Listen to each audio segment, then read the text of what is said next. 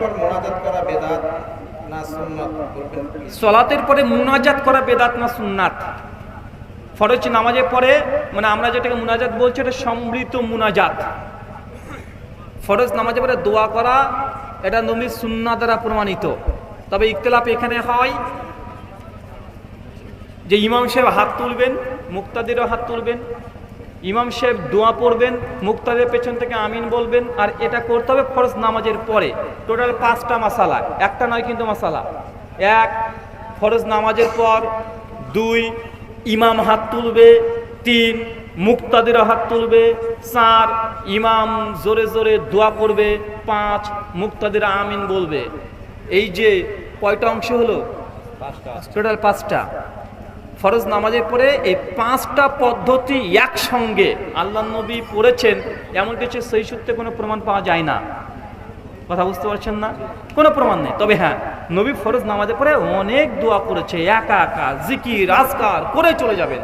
এখন প্রশ্ন যে হুজুর দোয়া করব হাত না তুললে যেন দোয়াই মনে হয় না, হাত তুললে ক্ষতি কি আছে না নাই? কথা বলেন। এটা আমাদের হৃদয়ের একটা দাবি যে দোয়া করবো হাত তুলবো না কেন? দোয়া মানি তো হাত তুলতে, দোয়ার একটা আদব হচ্ছে হাত তোলা, আছে না নাই? কথা বলেন। আচ্ছা বলেন, দোয়ার আদব হাত তোলা। বাথরুম ঘরে ঢোকার দোয়া আছে? পায়খানা ঘরে হাত তুলেন কেন রে ভাই? বাথরুম থেকে বের হওয়ার দোয়া আছে? হাত তোলেন কেন রে ভাই? মসজিদে ঢোকার দোয়া আছে? হাত তোলেন। মসজিদ থেকে বের হওয়ার দোয়া আছে? হাত তোলেন। পোশাক পরিধানের দোয়া আছে? হাত তোলেন। জুতো পরার দোয়া আছে? হাত তোলেন। আয়নাতে মুখ দেখার দোয়া আছে? হাত তোলেন, যদিও জয়ীফ। তারপর বাজারে প্রবেশের দোয়া আছে? হাত তোলেন। গাড়িতে ওঠার দোয়া আছে? হাত তোলেন। না, হাজার জায়গা আছে, সবাই দোয়া করি, আমরা বাবা কেউ হাত তুলি না।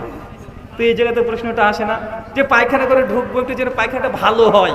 ওই এটাই তো আরামের জিনিস রে বাবা। ভাই এটা আরামের জিনিস না? খাওয়ার চাইতে পায়খানা করাটাই আরাম ভাই। আরাম কে আরাম না? কথা বলেন। তো বেশিরভাগ আল্লাহ কথা, আল্লাহ পায়খানাটা যেন আজকে আমার ভালো হয়, এই তো বেশি করার দরকার না ভাই। তুই এই সময় তো কেউ আমরা হাত তুলে বলি না, তখন বলবে আরে বাপরে বাপ, পায়খানা করে ঢোকার সময় হাত তুলতে হয় নাকি? তো কেন রে ভাই?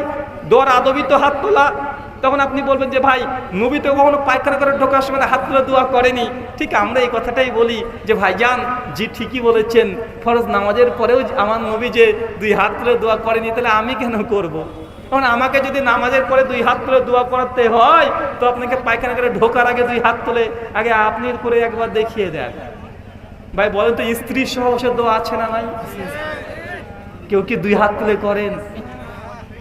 বলেন, স্ত্রী সহবাস করার দোয়া আছে না নাই? ওই সময় কেউ কি 2 হাত তুলে দোয়া করেন? কেউ আছেন যে না সেই সময় 2 হাত তুলে করেন? টাইম পাওয়া যায় না নাকি হুজুর? কত টাইম দেওয়া যাবে না। আরে ভাই বোঝা গেল, তার মানে দোয়া মানে হাত তোলা না। কি বুঝলেন?